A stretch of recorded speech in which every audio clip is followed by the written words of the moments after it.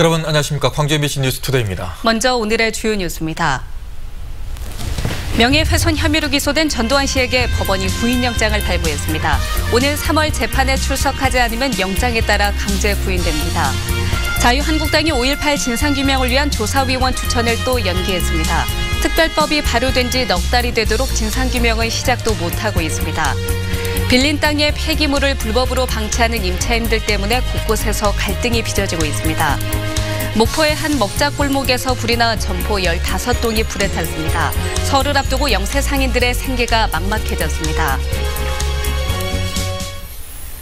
재판 출석을 계속 미루고 있는 전두환 씨에 대해서 법원이 구인영장을 발부했습니다. 스스로 출석하지 않으면 끌고라도 오겠다는 뜻인데 5월 단체와 정치권은 법의 심판대에서 죗값을 받으라고 요구했습니다. 송정근 기자가 보도합니다.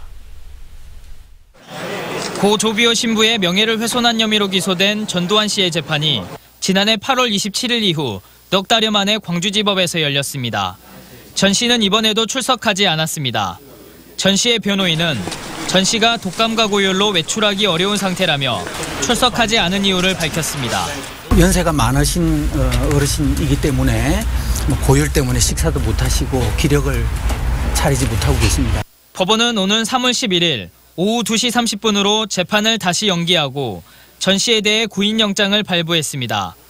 형사재판은 피고인이 출석해야 재판 개정이 가능하고 특별한 사유가 없이 출석하지 않는다면 재판부가 강제로 구인할 수 있다는 규정에 따른 겁니다.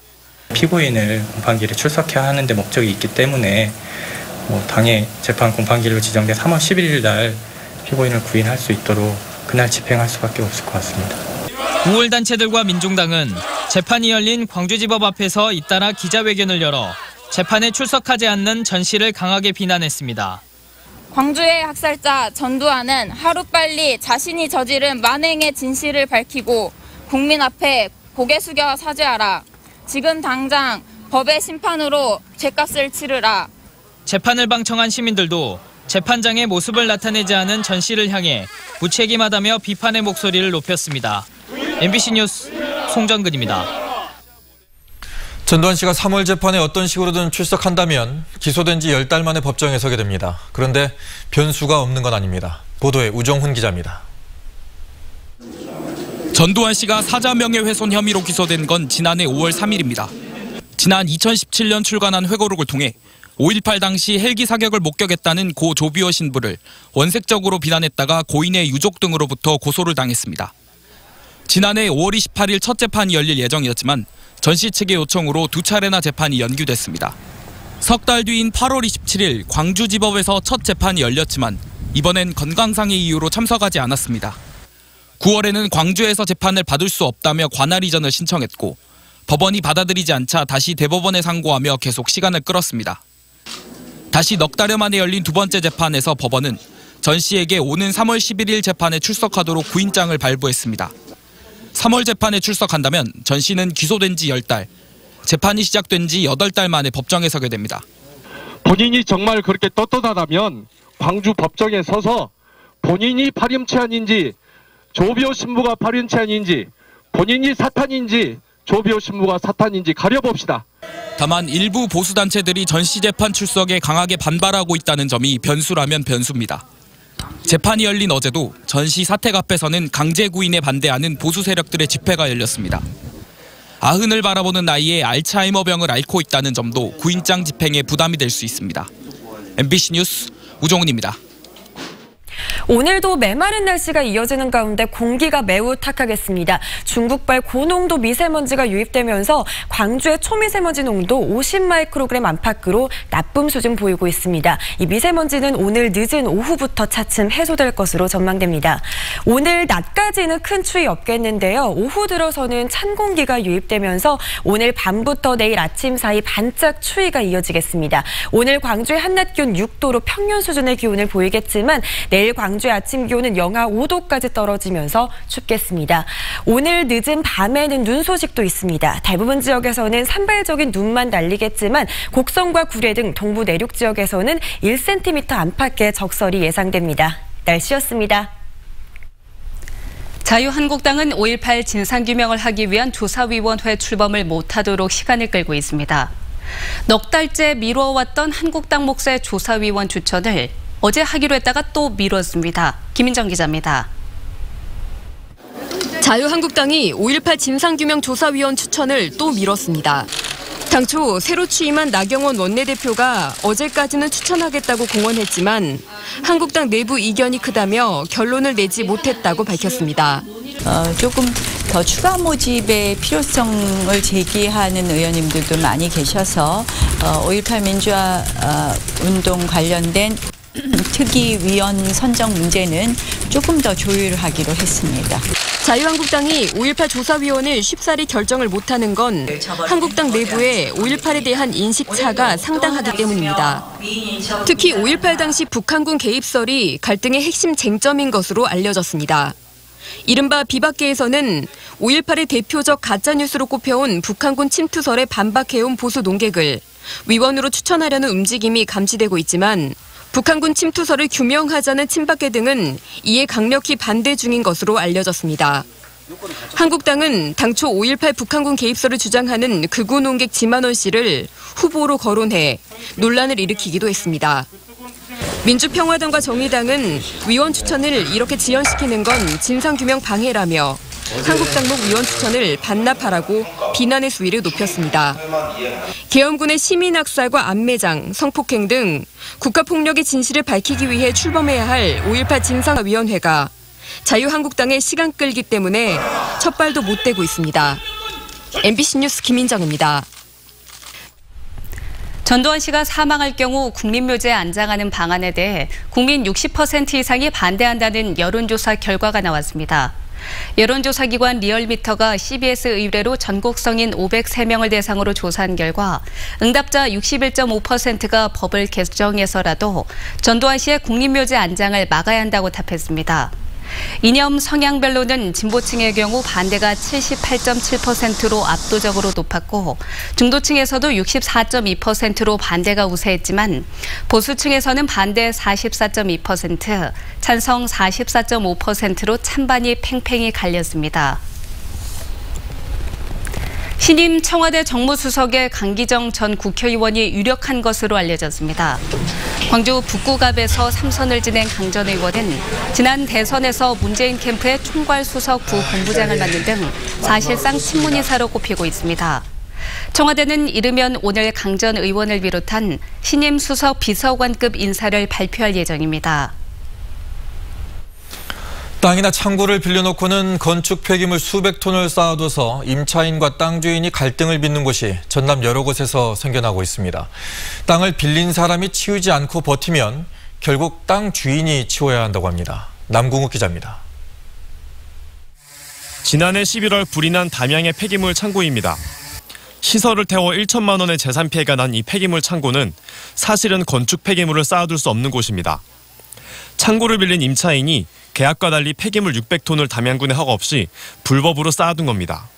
스티로폼부터 페트병까지 각종 폐기물들이 천장 꼭대기까지 쌓이는데요.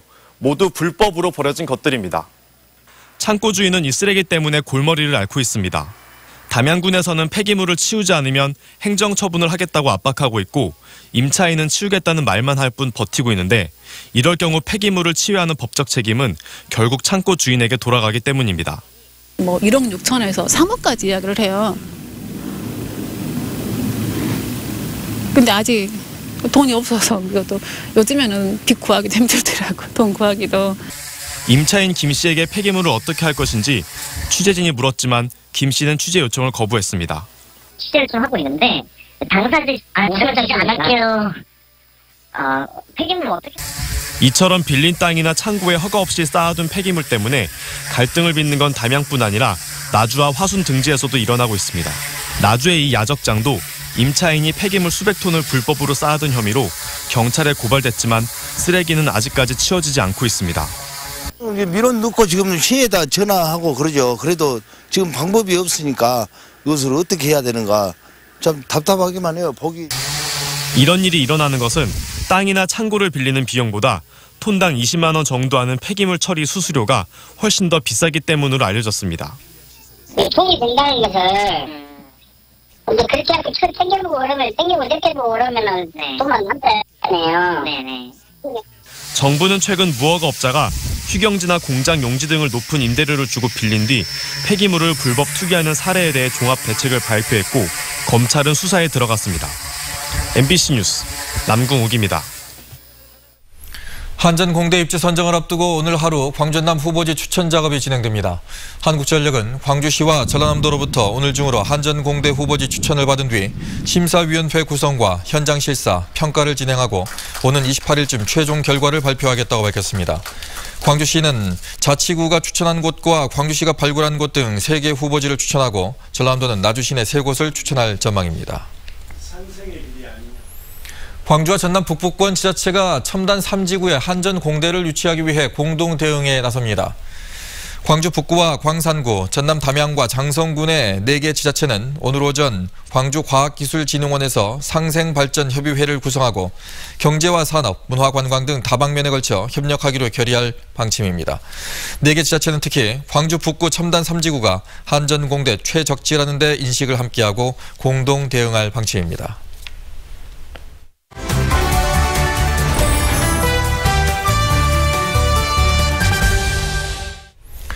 최근 지자체들이 지역경제를 살리기 위한 방안으로 지역화폐 도입을 추진하고 있습니다.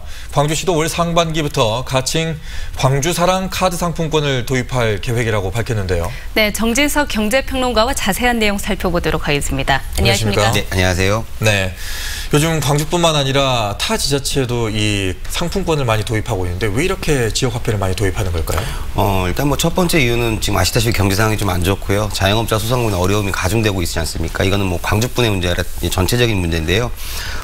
일단 이러한 것들이 화폐가 유통을 시키게 돼서 이제 쉽게 하면 내수 순환 경제죠. 결국은 돈이 좀 돌아가게끔 만들어내야지만이 좀 지역 내수 경제가 좀 괜찮은데요. 네. 예를 들자면 이제 경기도 시흥시 같은 경우는 시루라는 지역 화폐를 2016년도부터 2년간 준비를 해서 작년 한 해 20억 원을 유통시키는 데 성공을 했습니다. 이런 지역 사례, 성공 사례들이 나오다 보니까 각 지자체별로는 훨씬 더 이제 박차를 갈 수밖에 없는 상황이 되죠. 네. 그렇군요. 네. 그러면 광주 지역 화폐는 어떤 형태로 운영되는 건가요? 먼저 이제 기명식 체크카드와 무기명 선불카드 형태로 이제 발급이 될 예정인데요. 아직 다른 지역과 비교한다면 이제 막 계획하는 이제 단계라고 지금 볼 수가 있습니다. 네. 좋은 취지로 도입하는 만큼 이게 문제가 이제 어떤 시스템을 구축하고 어떤 식으로 화폐를 유통시키냐가 문제거든요.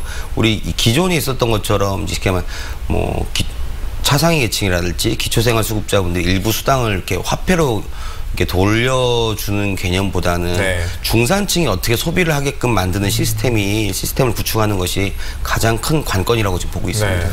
말씀하신 시흥 같은 경우에는 이제 성공했다고 말씀하셨는데 네네. 비슷한 지역 화폐를 우리가 이제 했을 때 네. 우리 지역은 과연 내수 경제를 일으킬 수 있을까? 네. 좀 걱정인데요.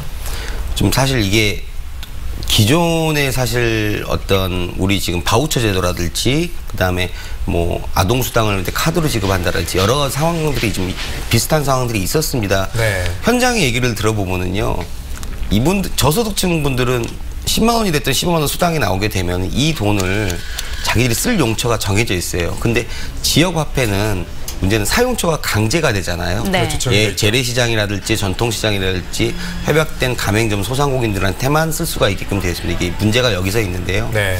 좀 그 전체적으로 협약된 가맹점을 좀 사용처를 확대시키는 것이 네. 가장 큰 문제라서 이런 것들이 기획 단계 또는 그리고 기획 단계에서부터 현장에서 얼마만큼 목소리를 잘 녹여내서 이거를 시스템을 만드는 것이 진짜 핵심이라고 볼 수가 있겠습니다. 네. 알겠습니다. 네.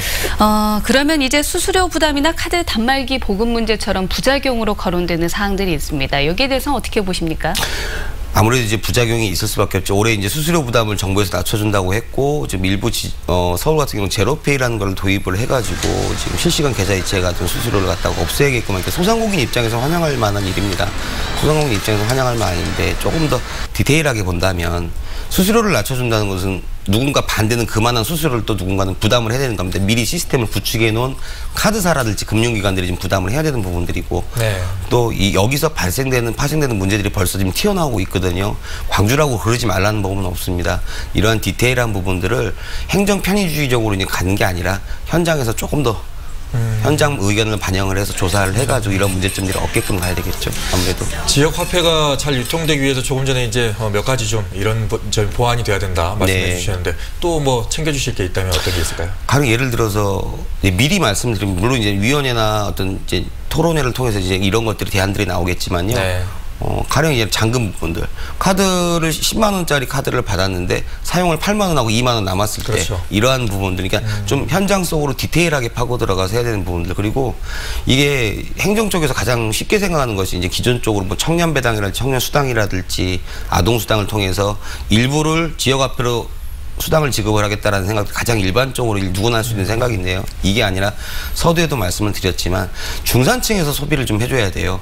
중산층에서 소비를 어떻게 이끌어내는 이 시스템을 만들어내느냐가 사실상 지역화폐 유통 성공의 관건이라고 지금 보고 있습니다. 지역화폐를 발행하기 전에 어떻게 쓰여지는지 또 어떻게 편리하게 쓸 수 있는지를 먼저 마련을 해놔야 되겠네요. 예, 그렇죠. 예, 그렇습니다. 네, 오늘 말씀 고맙습니다. 네, 감사합니다. 감사합니다.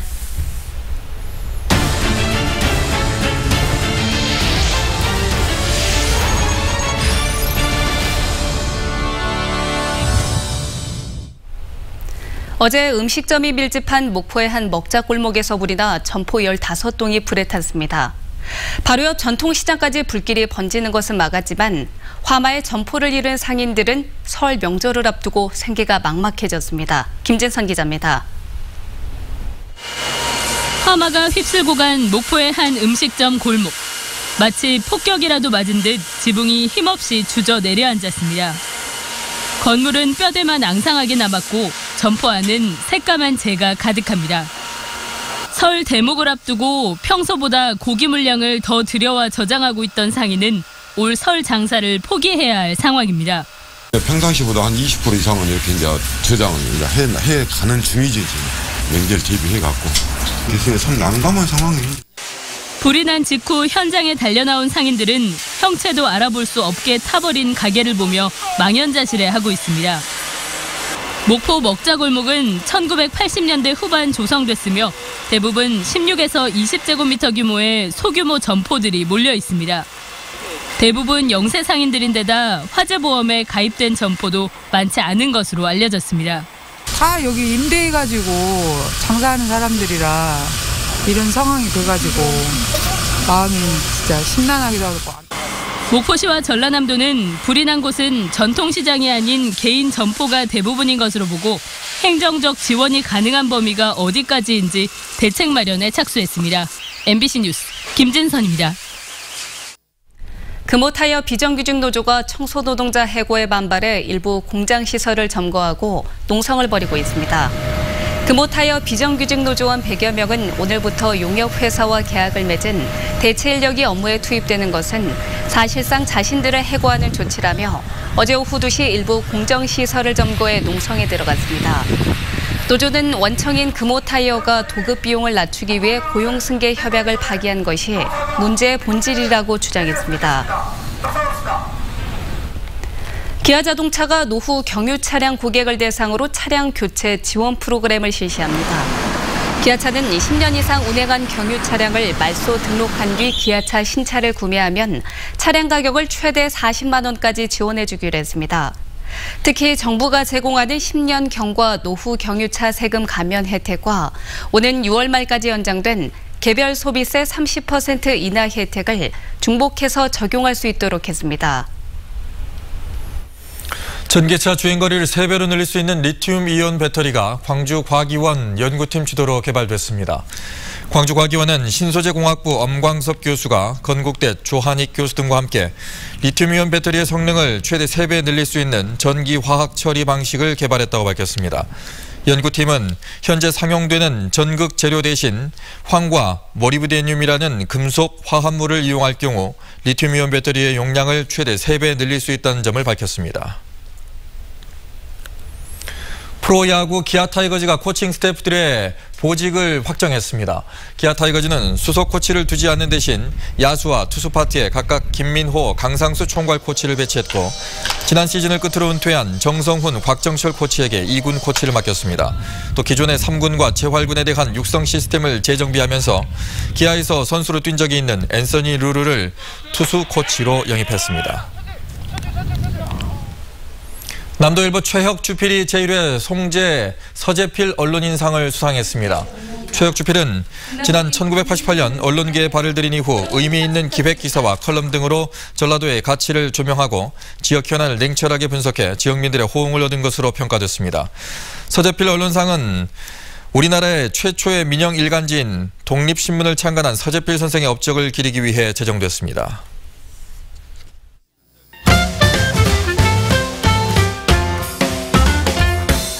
전교생 107명의 소규모 학교, 광주 송악초등학교 졸업생 35명에게 최근 700만 원의 장학금이 지급돼 화제입니다. 이 장학금은 사라질 위기에 처한 학교를 살리기 위해 동문과 지역민들이 모은 돈이라고 하는데요. 송악초 장학이사인 김옥수 서구의원은 100년 전통을 잇는 명문 송악초가 될 수 있도록 계속 지원하겠다는 뜻을 밝혔습니다. 지난 한 해 현장에서 활약한 지역 소방관들의 모습이 담긴 화보집이 발간됐습니다. 총 40쪽짜리 화보집에는 산악구조훈련과 광주시청 119 종합상황실, 소방학교와 몸짱 사진 등이 담겼는데요. 시 소방안전본부는 지난해 11월부터 백화점과 대형마트 등에서 사진 전시를 하고 있다며 오는 2월 국회의사당에서도 전시회를 열 예정이라고 밝혔습니다. 이번 주 금요일 양동시장에서는 양동이 눈꽃마을 축제가 열립니다. 오후 2시부터 매 정각마다 한방눈이 뿌려지고 오후 5시에는 양동이와 조명 등을 이용한 점등식이 진행되는데요.